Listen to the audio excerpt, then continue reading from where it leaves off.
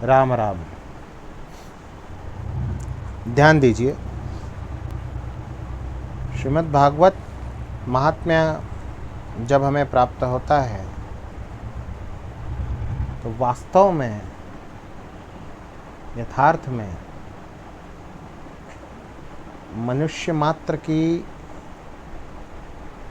इस घोर कलयुग में आंखें खोल देने वाला है। कैसे?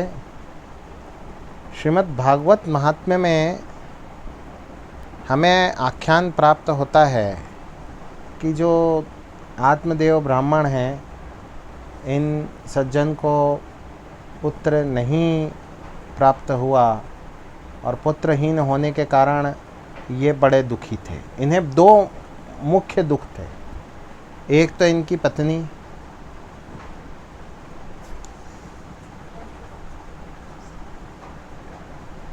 इनकी पत्नी, और दूसरा जो है वो इनका संतानहीनता।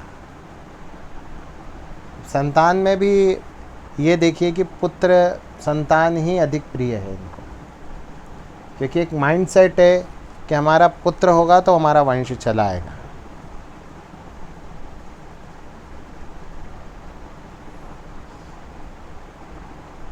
ये गए तपस्वी ब्राह्मण के पास। तपस्वी ब्राह्मण ने कहा, तुम्हारे भाग्य में पुत्र सुख नहीं है। पुत्र नहीं, ऐसा नहीं कहा, पुत्र का सुख नहीं है, पुत्र से सुख नहीं है। फल देते हैं जिसे धुंधुली स्वयं न खा करके और जो है भगवान की कृपा से उस उत्तम दिव्य सुमधुर फल को गाय को खिला देती है, और कहीं उसकी बहन का कुपुत्र ला करके और स्वयं का बता करके पालने लग जाती है। अब देखो पतिद्रोह कितने निम्न कोटि का उसमें भरा हुआ था। कितनी बड़ी द्रोहिणी थी वो स्त्री, कितनी बड़ी बात को उसने छुपा लिया। कितनी बड़ी बात है देखो आप। किंतु मेरा आज का कथा कहने का उद्देश्य ये नहीं था। इस पूरे कथा में भी बहुत सारे रहस्य छुपे हैं। सबसे पहले तो वो ब्राह्मण जो नॉन ग्लैमरस एक वृक्ष के नीचे बैठे हुए थे और उन्होंने मान्यता पूरी कर दी। चाहे आत्मदेव ब्राह्मण के भाग्य में सुख नहीं है, किंतु वो पुत्र उन्होंने प्रदान कर दिया कि जो पुत्र उनको मुक्ति दिला गया, और बड़ी उत्तम मुक्ति दिला गया। वो पुत्र तो जो है उस संत के आशीर्वाद ने प्रदान कर दिया। अब संत ने कोई दुकान अथवा आजकल की भाषा में जिसे कहते हैं दिव्य दरबार, वो दिव्य दरबार नहीं लगा हुआ है।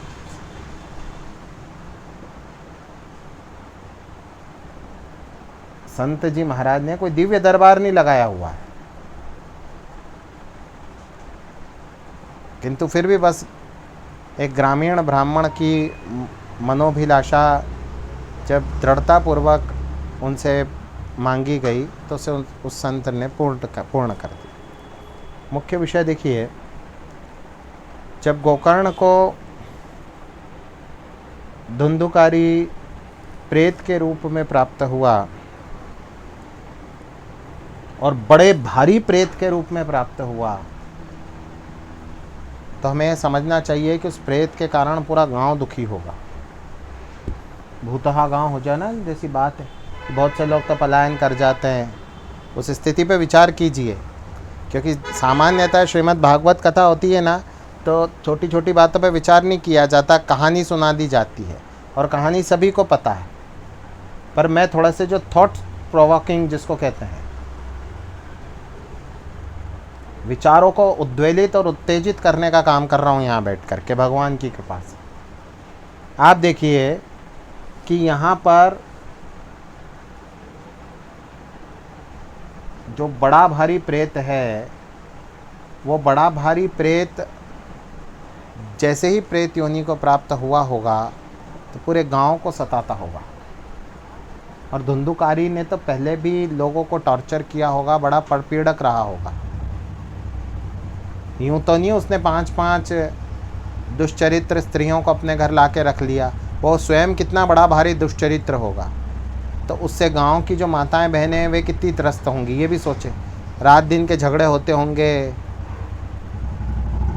भाई गुंडा था ना, सीधी बात है, अपन ये समझे गुंडा था। माँ का मर्डर कर दिया जिसने।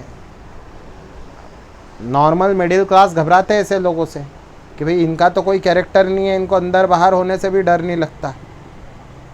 अपन तो बाल बच्चेदार है, कल को हमारे बच्चे को ही ये निपटा दे तो हम तो बच्चे से जाएंगे, इनका तो कुछ नहीं है तो अंदर बैठ जाएंगे। और हम में वो दम नहीं है कि हम इसका कुछ कर पाए, क्योंकि हम अंदर जाने से डरते हैं। नॉर्मल जो मिडिल क्लास मेंटेलिटी है वो डरने और सोचने वाली है, घबराने वाली है। आज 99% लोग ऐसे हैं।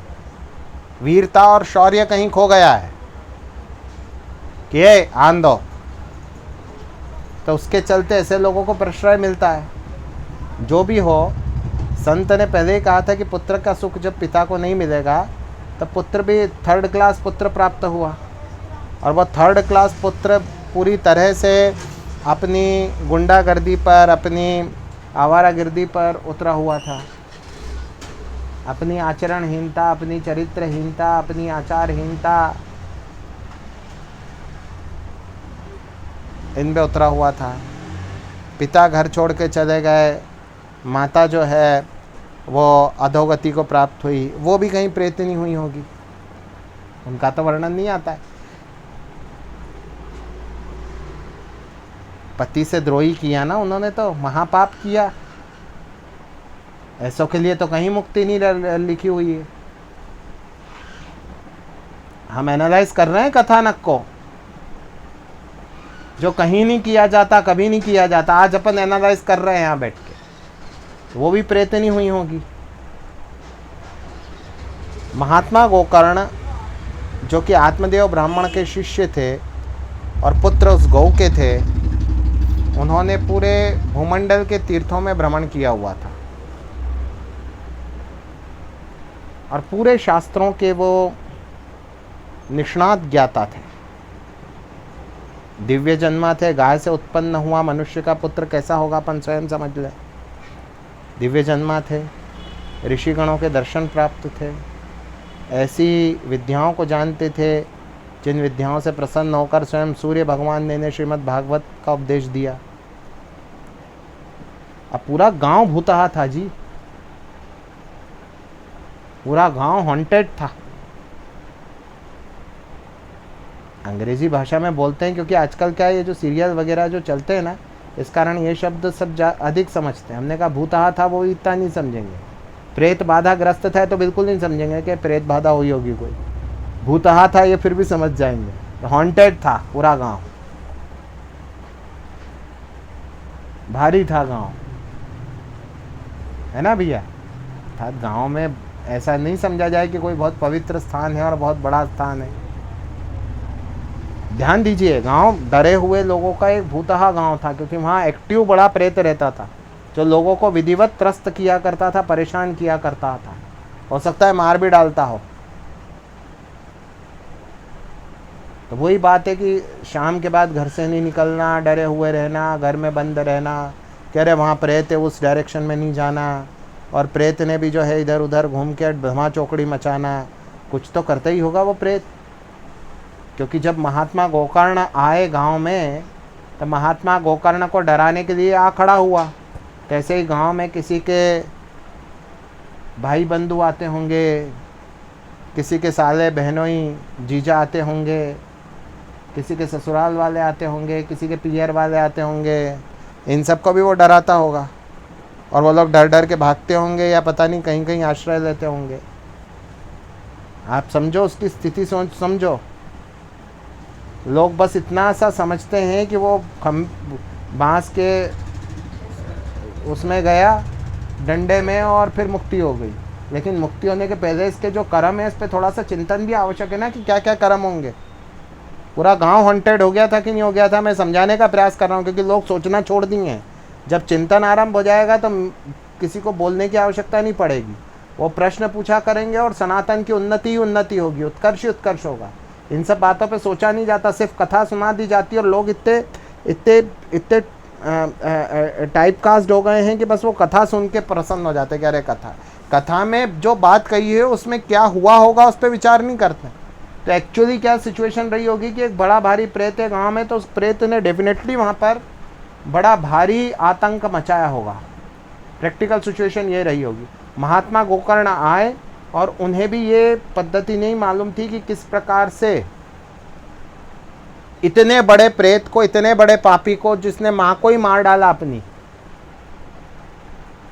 और इसकी जो सगी माँ भी रही होगी ना जिसने इसका जन्म दिया, उसके लिए भी इसने कोई अच्छा विचार नहीं किया होगा। उसको भी हो सकता है इसने मार डाला हो, क्योंकि इसकी माँ की सहेली थी वो धुंधुली की। ये तो परपीड़क प्रकृति के लोग रहते हैं। परपीड़क आजकल आपको हर मोहल्ले में मिल जाएंगे, हर कॉलोनी में मिल जाएंगे, हर बिल्डिंग जो मल्टी स्टोरी में रहते हैं तो हर मल्टी स्टोरी में आपको परपीड़क मिल जाएंगे, जो कभी तो टेप बजा दें, कभी तो ज़ोर ज़ोर से नाचने गाने लगे, कभी तो आती जाती माँ बहनों को छेड़ने लगे, कभी किसी का कैसे अहित करे, कभी किसी का कैसे अहित करे। अब इतना बड़ा धुंधुकारी प्रेत गोकर्ण महात्मा ने जब गांव में प्रवेश किया, गांव में प्रवेश करने के उपरांत उन्हें जब कोई रास्ता नहीं सूझ पड़ा तो श्री सूर्य नारायण भगवान हमारे स्वामी ने उन्हें पद्धति बताई और उस पद्धति के अनुसार उन्होंने 7 दिवस में साप्ताहिक श्रीमद् भागवत करने का विचार किया, संकल्प किया। और 7 दिवसीय जो है उन्होंने श्रीमद् भागवत के लिए अनुष्ठान जो है प्रतिष्ठित किया। इतना। अब यूँ एक संहिता जिसका मैं नाम नहीं लूँगा प्राप्त होती है, जिसमें श्रीमद् भागवत के कर्मकांड का वर्णन है। यहीं मैं रोक रहा हूँ, ये कथा को रोक रहा हूँ, कथा पे एनालिसिस आगे करेंगे। यूँ एक संहिता प्राप्त होती है जिसमें उस कर्मकांड का वर्णन है जो श्रीमद् भागवत में किया जाए कि ऐसे ऐसे करना है।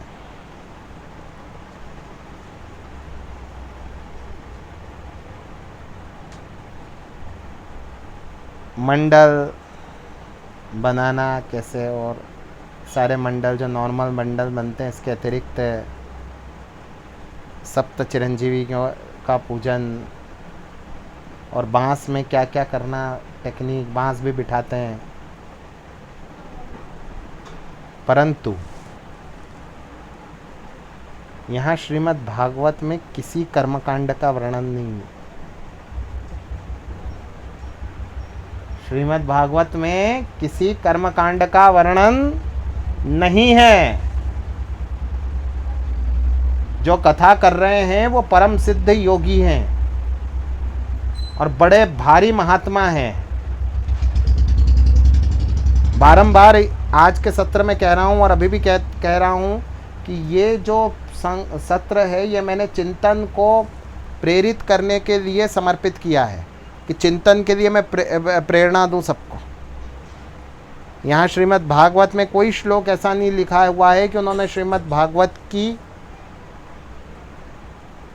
प्रतिष्ठा हेतु ऐसा ऐसा कर्मकांड किया।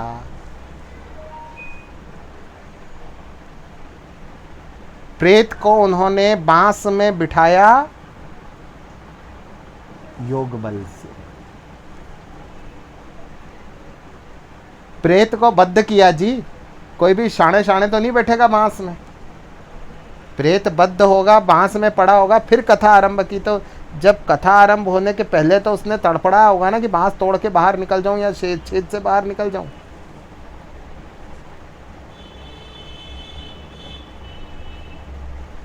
कैसे उन्होंने किया? क्योंकि या तो उन्होंने अपने गुरुजनों से अथवा अपनी तीर्थ यात्रा में किसी संत से, ऋषि से, किसी सिद्ध साधक महात्मा से, तपस्वी से, योगी से, अथवा स्वयं सूर्य भगवान से ये विधि ज्ञात की हो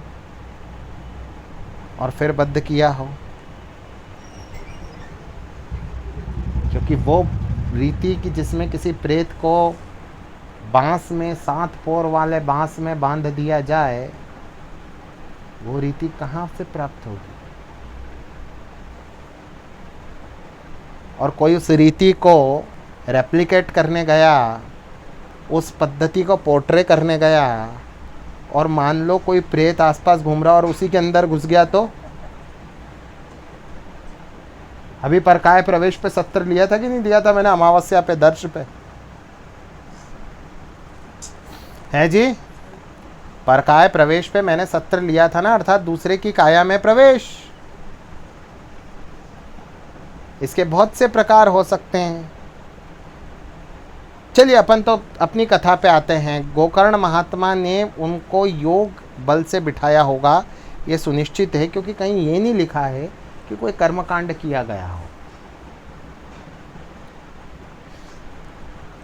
और नित प्रति बांस के एक एक पोर जो है वो फटते फटते अर्थात अच्छी ध्वनि होती है और चटकते, और 7वें दिन आते आते धुंधुकारी जो है वो परम गति को प्राप्त हुए। जो कथा सुनाई गई और जो कथा सुनी गई, तो सुनने हेतु कंसंट्रेशन भी यौगिक क्रियाओं द्वारा गोकर्ण ने उपलब्ध करवाया, क्योंकि प्रेतात्माओं को सुनने की शक्ति प्राप्त नहीं होती। वो भला अच्छी बातें कहाँ से सुन लेंगे? अगर शक्ति उनकी अवरुद्ध कर दी जाए तो ये तो सीधे सीधे एक डायमेंशन ऊपर की कथा है। ध्यान दीजिए कि जो कथा कर रहे हैं वो बड़े समर्थ आचार्य हैं।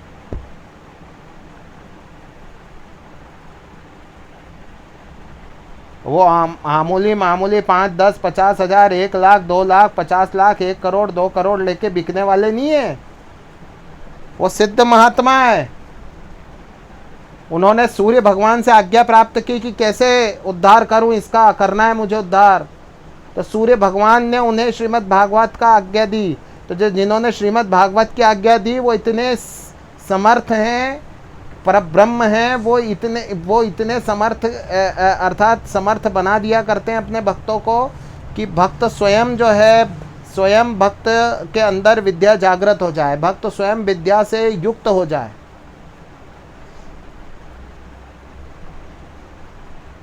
या तो भक्त पहले से होगा अथवा भक्त विद्या से युक्त हुआ होगा और उसने वहाँ पे धुंधुकारी को वो शक्ति दे दी और धुंधुकारी ने भागवत जी सुन ली और महान पुण्यात्मा बना और भगवान के धाम को गया।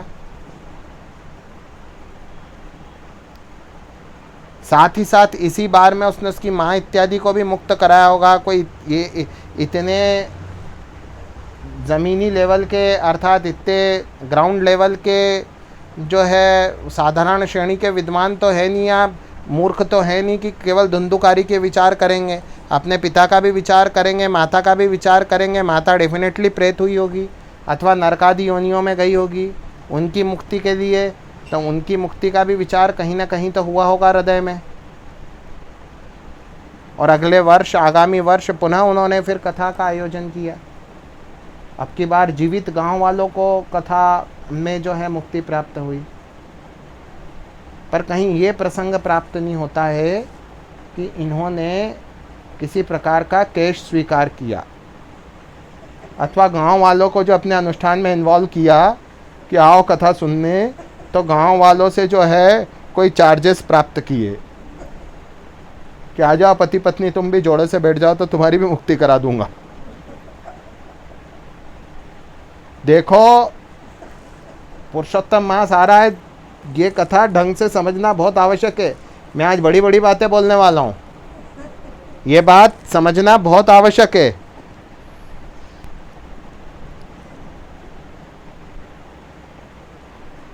वो जो महान प्रेत था ना, वो प्रेत के अंदर ये सारी बातें ज्ञान के रूप में प्रादुर्भूत हो रही थी।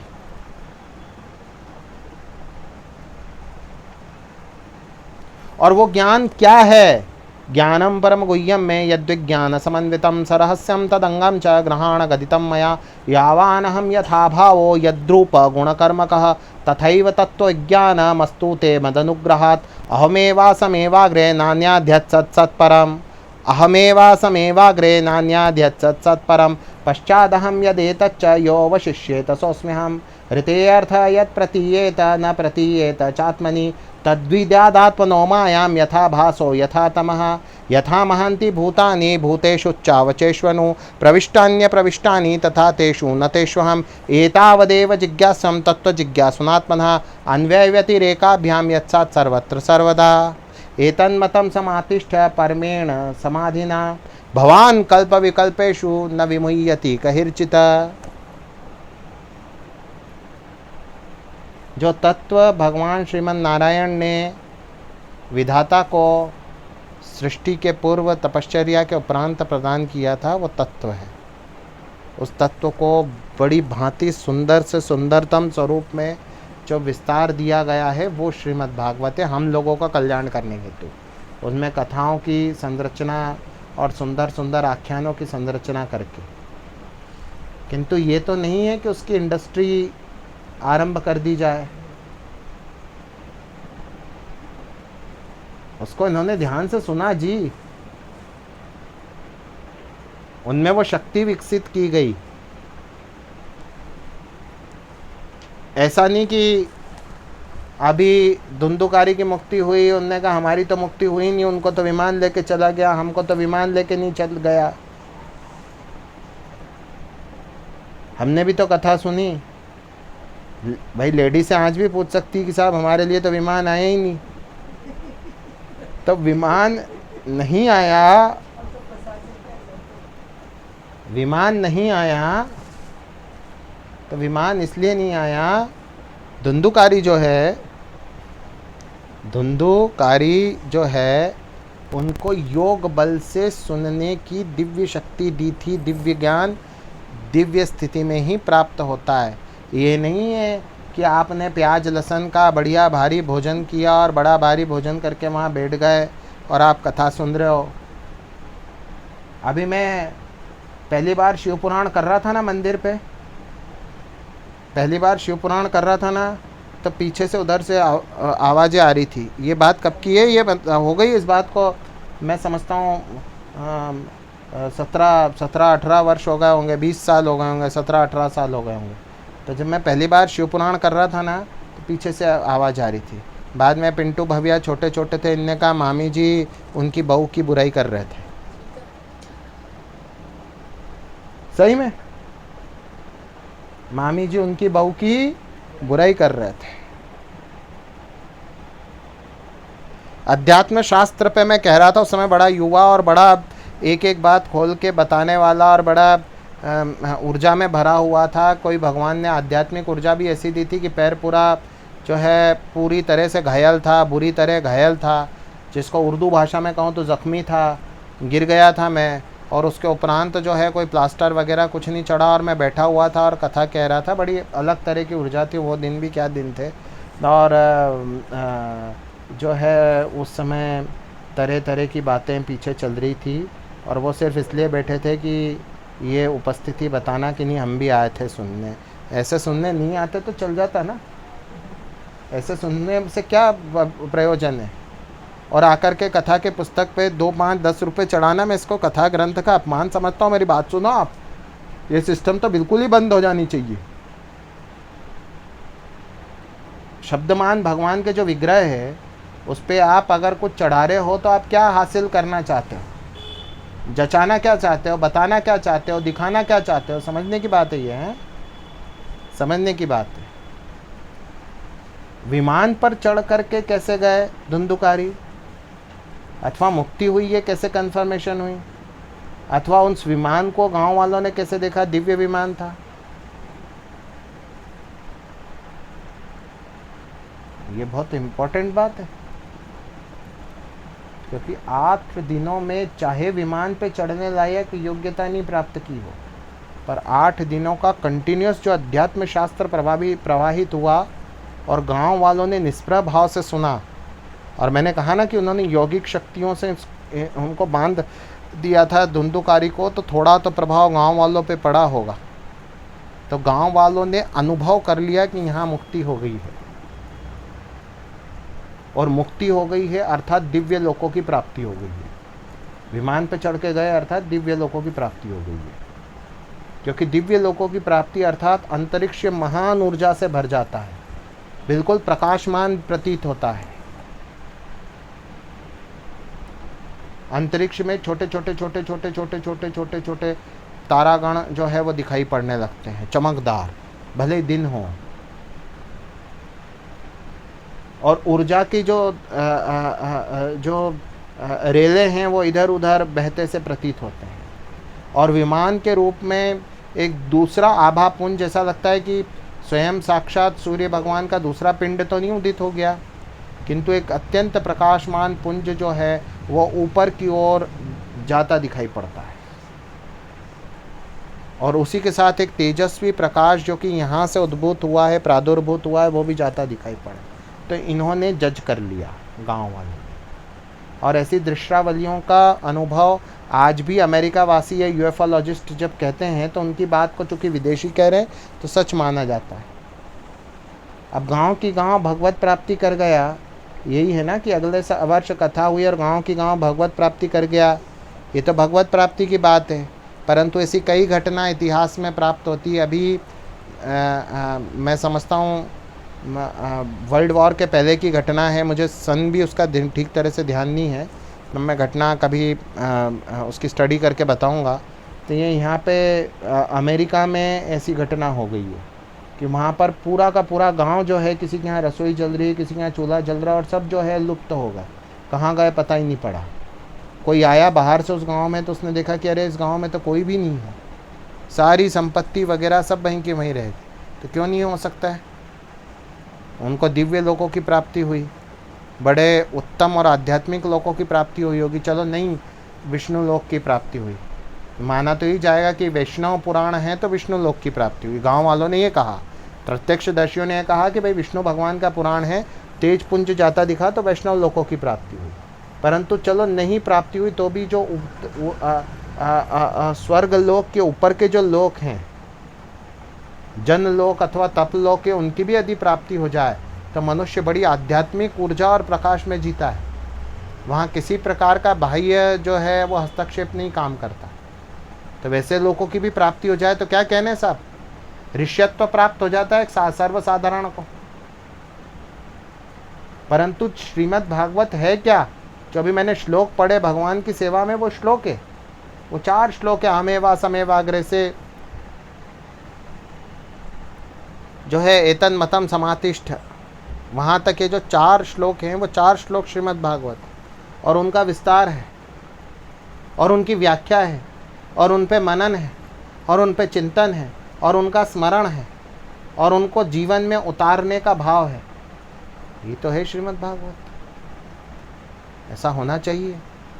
पारायण का स्वरूप की स्वरूप परिवर्तित होना चाहिए।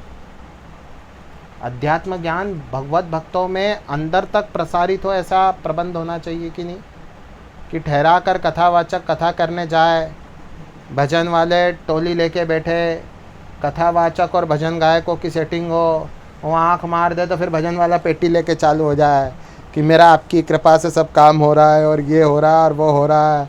और कि क्या मजमा लगाने से क्या होता है? ये तमाशा चल रहा है। श्रीमद् भागवत क्या है? अध्यात्म शास्त्र है जिससे मुक्ति प्राप्त हुई है, आनंद प्राप्त होता है, मनुष्य को जीवन का बोध प्राप्त होता है। नाटकबाजी अथवा दुकानदारी नहीं है, चाहे किसी स्केल पे हो। श्री कृष्ण गोविंद हरे मुरारी हे नाम